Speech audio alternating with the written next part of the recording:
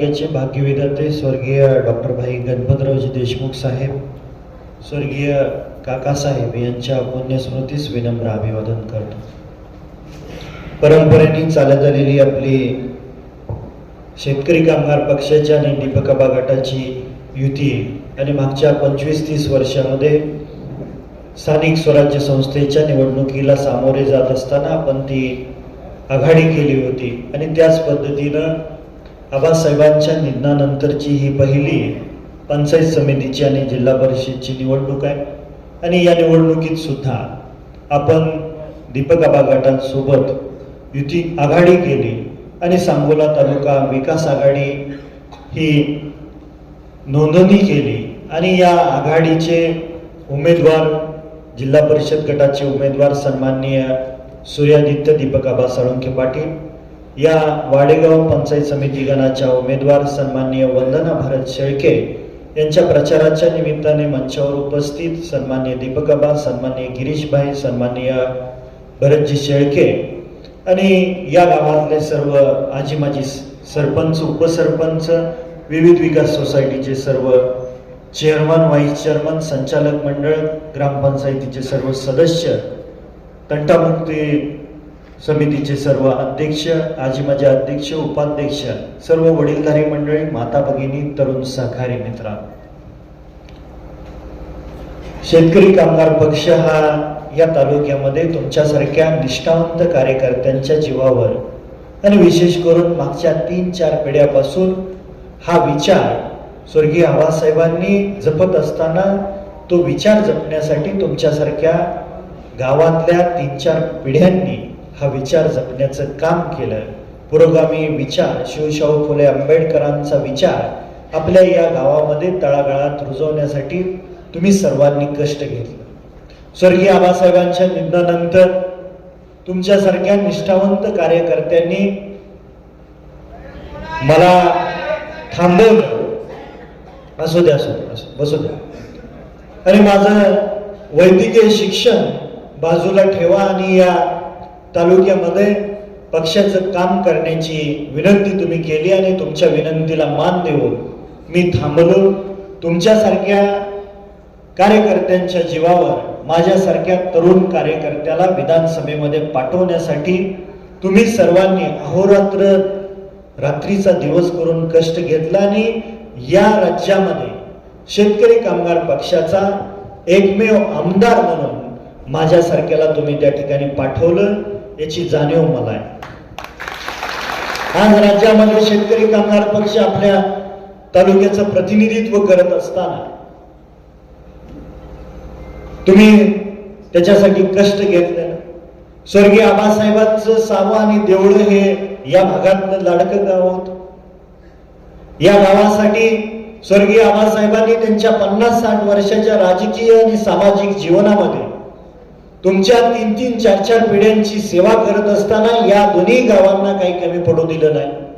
भाषणामध्ये सभापतींनी सांगितलं, दीपक आबांनी सांगितलं, या तालुक्याला दुष्काळग्रस्त तालुका एक बिरुद चिटकलं होतं आणि ते पुसून काढण्यासाठी तुम्हा सर्वांना सोबत घेऊन 28-30 वर्ष स्वर्गीय आबासाहेबांनी पाणी परिषदा घेतल्या आणि टेंबू म्हैसाळ सारखी योजना वास्तवात आणली. निरा उजवा कालवा या तालुक्यामध्ये पाणी देऊ लागला आणि त्याच्यानंतर या तालुक्यातली 70-75% शेतजमीन ओलिताखाली आली. आज दुष्काळग्रस्त तालुका ही बिरुद पुसून निघालेला आहे.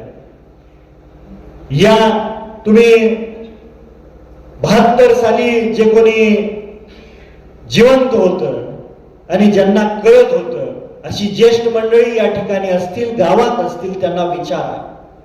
त्यावेळेस स्वर्गीय आबासाहेबांनी आपल्या तालुक्यातल्या गोरगरीब जनतेच्या हाताला काम दिलं आणि त्या कामाच्या माध्यमातून मिळणाऱ्या अर्थार्जनामुळं आपल्या तालुक्यातल्या गोरगरीब जनतेचा संसार सुखाने करता आला.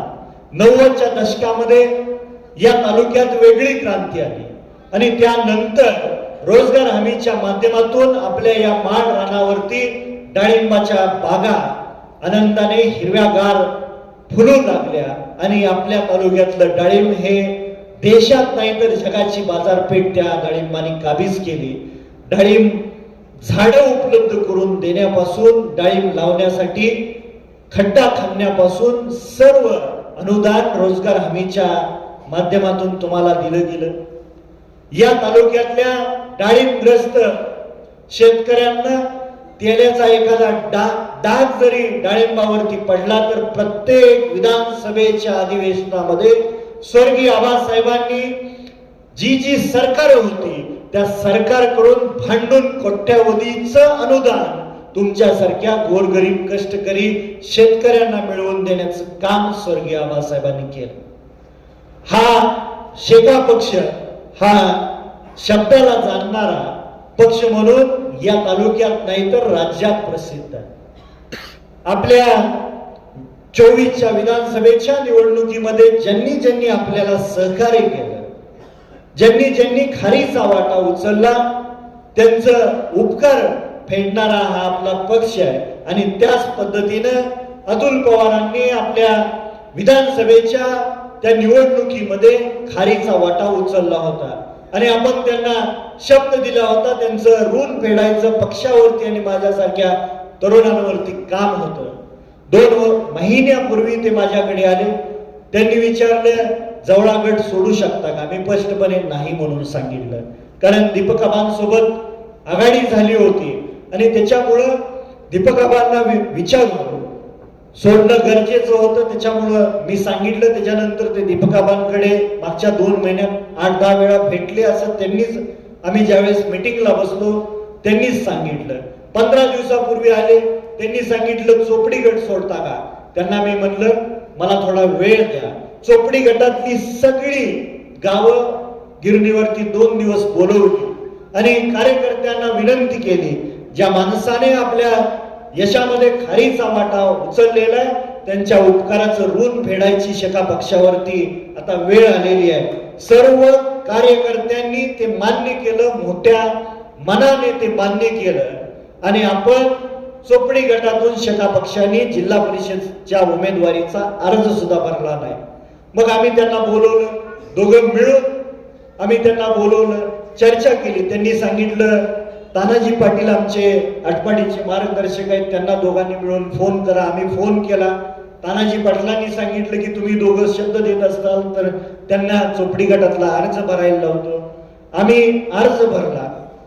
त्याच्यानंतर त्यांनी सांगितलं की राज्याचे नेते स्वर्गीय अजितदादा आमच्या पक्षाचे अध्यक्ष आहेत आणि त्यांना विचारल्याशिवाय आम्ही त्या ठिकाणी लढणार नाही. त्यांनी सांगितलं अजितदादांना फोन करा.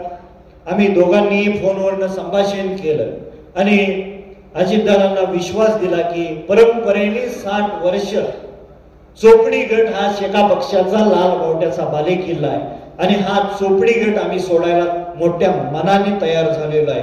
अजितदादांना सांगितलं आम्ही दोघंही त्यांच्या निवडणुकीत हिरहिरीने भाग घेऊ आणि त्यांच्यावरती गुलाल टाकण्याची जबाबदारी आम्ही दोघांनी स्वीकारलेली आहे. अजितदादांनी सांगितलं ठीक आहे, मी खाली तालुका अध्यक्षांना तसा सूचना करतो. आणि परत काय माशी शिंकली, कोणाचे फोन आले आणि त्यांनी जवळा गटात उभारण्याची इच्छा व्यक्त केली आणि आता ते उभारलेले आहेत. कुणाच्या सोबत उभारलेले, कुणाच्या पाठिंब्याने उभारलेले. दीपकाबांनी सांगितलं परंपरेने या तालुक्यामध्ये ज्यांनी शेतकरी कामगार पक्षाला विरोध केला, स्वर्गीय आबासाहेबांवरती काही काळ खालच्या दर्जेला जाऊन टीका केल्या, त्यांच्या सोबत आज ते उभे आहेत. आणि मग याच्यातून वासूद रोडला एक सभा घेतली. व्हॉट्सअपवरनं आणि फोनवरनं सांगितलं शेतकरी कामगार पक्षाच्या कार्यकर्त्यांना की बाबासाहेब त्या ठिकाणी येणार आहे, तुम्ही आलं पाहिजे. त्याच पद्धतीनं दीपक आबांच्या कार्यकर्त्यांना त्यांनी सांगितलं की दीपक आबा त्या मीटिंगला येणार आहेत, तुम्ही आलं पाहिजे.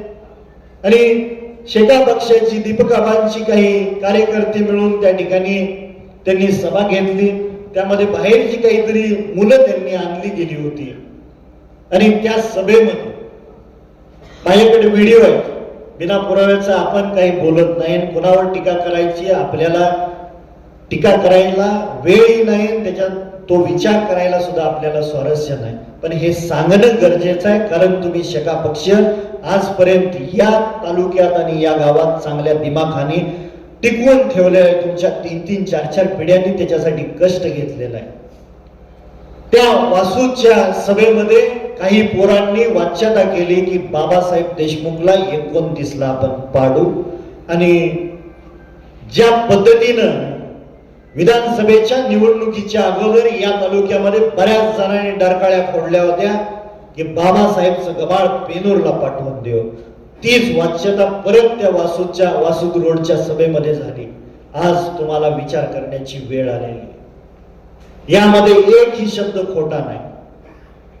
ज्यांच्यावरती आपण ऋण फेडण्यासाठी चोपडी गटाचा बालेकिल्ला सोडण्यासाठी आपल्या कार्यकर्त्यांनी मोठ्या मनाने तयारी दर्शवली, आज त्यांच्या सभेमध्ये जर ही वाच्यता होत असेल तर शेका पक्ष आणि बाबासाहेब देशमुख कुठं चुकला एवढं मला सांगा. जो शब्द दिला होता तो शब्द पाळायला बाबासाहेब देशमुख आणि शेतकरी कामगार पक्षाचे कार्यकर्ते तयार होते. आपण चुकलो कुठं, याची वेळ विचार करण्याची वेळ आलेली आहे. जर कोण म्हणत असेल की बाबासाहेब देशमुखला गबाळ घेऊन पेनूरला पाठवू, याचा विचार झोपण्या अगोदर तुम्ही सर्वांनी करणं गरजेचं आहे. या ठिकाणी शिवाजीराव आहेत. शिवाजीरावचं पोरग लहान आहे आणि दिवाळीचा सण आल्यावर शिवाजीरावचं पोरग त्या ठिकाणी हट्ट करायला लागले, मला ड्रेस घ्या. शिवाजीराव म्हणले थांब जरा, पैशाची जुळणी करतो, 2 दिवस थांब. तोपर्यंत तिथून जात असताना गिरीशबाईने बघितलं, शिवाजीरावची गिरीशबाईची दोस्ती आहे, आणि गिरीशबाईंनी विचारलं त्या पोराला काय पाहिजे. नाही, दिवाळी आली, फटाकड्यात ड्रेस पाहिजेत मला. गिरीशबाई म्हणले चल बस गाडीत बसवलं, कापडाच्या दुकानात नेलं, 2 ड्रेस आणलं, पिशवीभर फटाकडे आणल्या. आता गाव तर वेगळा आहे, शिवाजीराव राहतात बामणीत, गिरीशबाई राहतात मेथोड्यात. आता तुम्हा सावेकरांना मला विचारायचं की शिवाजीरावच्या पोरांनी दिवाळी कुठं साजरी करायची? शिवाजीरावच्या घरात करायची का गिरीशबाईच्या घरात करायची? कुठं करायची? ज्या माणसाने आई बापाने जन्म दिला, ज्या आई वडिलांनी आपल्यावरती संस्कार केले, शिकवण्यासाठी अहोरात्र कष्ट करून पैसे दिले, त्या पोराने दिवाळी ही आई बापाच्याच घरी केली पाहिजे. बरोबर आहे का? सण आल्यावर कोण तर कापड घेतली, फटाकडे दिल्या म्हणून आई बापाला विसरायचं नाही. त्याच्यामुळं निवडणूक आल्या म्हणून कोणतरी 2-4 ट्रॉल्या मुरुम टाकतेली, 2-4 खांब देतेली, 2-4 डिप्या देतेल्या. त्याच्यामुळं 50 वर्ष तुमच्या 3-3, 4-4 पिढ्यांनी जो जपलेला पक्ष आहे, जो शिवशाहू फुले आंबेडकरांचा पुरोगामी विचार आहे, तो सोडायचा नाही. काय चुकलं शेका पक्षाचं? काय चुकलं? तुम्हाला येऊन सांगितलं मी बाबासाहेब एकच आहे म्हणून तुम्हाला फसवून तुम्हाला सांगितलं काम करून घ्या. दीपक आबाच्या लोकांना गटात सांगितलं काम करत असताना माझ्या तर वाट्याला याचं यश येईल किंवा यश राजेंना तर त्या कामाचा फायदा होईल. बरोबर का बा? तुम्हाला विचारून केलं होतं. अशा पद्धतीनं जर कोण तुमची फसवणूक करत असेल तर ह्याच्यापासून आपण फसता कामा नये एवढी विनंती आहे. स्वर्गीय आबासाहेबांनी ज्या पद्धतीनं काम केलं त्याच पद्धतीनं भविष्य काळामध्ये पंचायत समितीच्या माध्यमातून आणि जिल्हा परिषदेच्या माध्यमातून या भागातल्या गोरगरीब जनतेची ज्या काही अडीअडचणी असतील त्या निश्चितपणे सोडवल्या जातील. हा शब्द मी आपल्या आबासाहेबांना स्मरून देतो. आणि ज्या पद्धतीनं विधानसभेला खूप कष्ट घेऊन तुम्ही मला निवडून देत असताना मतदान रूपी आशीर्वाद दिले, त्याच पद्धतीनं जिल्हा परिषद गटाचे उमेदवार सन्माननीय सूर्यादित्य आणि पंचायत समितीच्या उमेदवार सन्मान्य वंदनाताई यांच्या नावासमोरचं चिन्ह आहे नारळ. त्या नारळासमोरचं बटन दाबून भरघोस असा मतदान रूपी आशीर्वाद द्यावा एवढी विनंती करतो. आपण सर्वजण मोठ्या संख्येने उपस्थित राहिला त्याबद्दल सर्वांचं अंतःकरणपूर्वक आभार मानतो. थांबा, कोणी उठू नका थांबा. आणि काही लोक येतील सांगतील आम्ही 4,500 कोटी, जसा निवडणूक पुढे सरकल तसं 5,000 कोटी पर्यंत आकडा जाईल. पांढरे अजून जरा 2-4 दिवस गेले की 6,000 कोटी पर्यंत आकडा जाईल. आपल्या गावाला यातला 1ही रुपया मिळालेला नाही एवढं लक्षात ठेवा.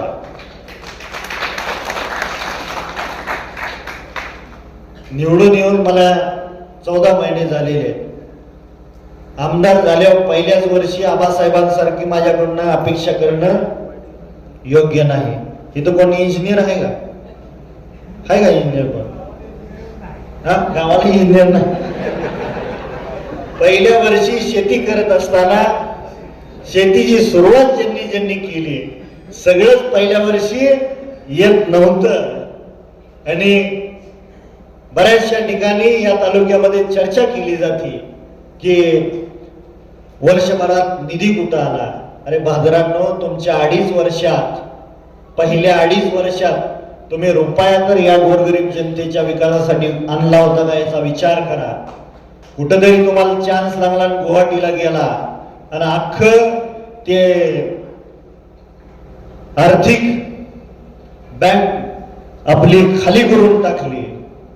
जिथं गरज नव्हती त्या ठिकाणी तुम्ही काम न करता पैसे उचलले. फक्त टीका करण्याची शका पक्षाची रीतिरिवाज नाही, विचार नाही. त्याच्यामुळं मी खूप संयमाने घेतो. फक्त मला बोलायला भाग पाडू नका. आज या राज्यामध्ये सरकारच्या माध्यमातून भविष्य काळामध्ये निश्चितपणे निधी येईल आणि तुमची पूर्ण कामं करून देण्याची जबाबदारी आबासाहेबांना स्मरून मी तुम्हाला विश्वास देतो आणि थांबतो. जय हिंद, जय महाराष्ट्र. माझ्यानंतर धनंजय शेळके साहेब आपल्याला बोलतो. वेळ झालेला आहे, जास्त बोलत नाही. या व्यासपीठावरील आपले लाडके तरुण तडफदार आमदार आदरणीय बाबासाहेब देशमुख, तसेच आपल्या आबासाहेबांच्या सोबत गेल्या 25-30 वर्षापासून खांद्याला खांदा लावून तालुक्याच्या विकासासाठी झटलेले आदरणीय दीपक आबा, तसेच या विभागातील सर्वांच्या सतत संपर्कात असून पक्षाचं मनोभावे काम करणारे गिरीजी, आपले आजपासून सकाळ दोन्ही आमदार साहेबांनी ज्यांना पदवी दिली, तडफदार तोप म्हणून आपल्या गावचे लाडके संतोष देवकते आणि इतर सर्व मान्यवर, जमलेले सर्व मान्यवर, आपल्या समोरच्या जिल्हा परिषद गटामध्ये निवडणुकीला उभा असलेले यशराजे साळुंके पाटील आणि आपल्या गावच्या सुनबाई वंदनाताई शेळके आणि जमलेले सर्व बिंदराव. मी फक्त यशराजेबद्दलच बोलतो, वंदनाताईबद्दल बोलायची गरज नाही. तुम्हाला माहीतच आहे आमच्या घराण्याचं काय तुमच्यासाठी योगदान आहे, काय नाही, तुमच्याशी माझे कसे संबंध आहेत हे सर्वांनाच माहीत आहे. आबा, मी यांना अट घातलेली होती, सगळे गट तट एकत्र येऊन जर निवडणूक लढवायची ठरवलं असेल तरच आपण यात पुढे जायचं आहे. आणि मला अभिमान आहे, त्या दिवशी माझा खरं अंगावर काटा आला.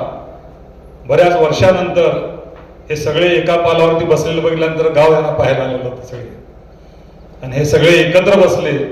अगदी सगळ्या लोकांचा एक उत्साह बघितल्यानंतर आम्हाला सगळ्यालाच वाटलं की आपण ही निश्चितपणे उमेदवारी घ्यावी.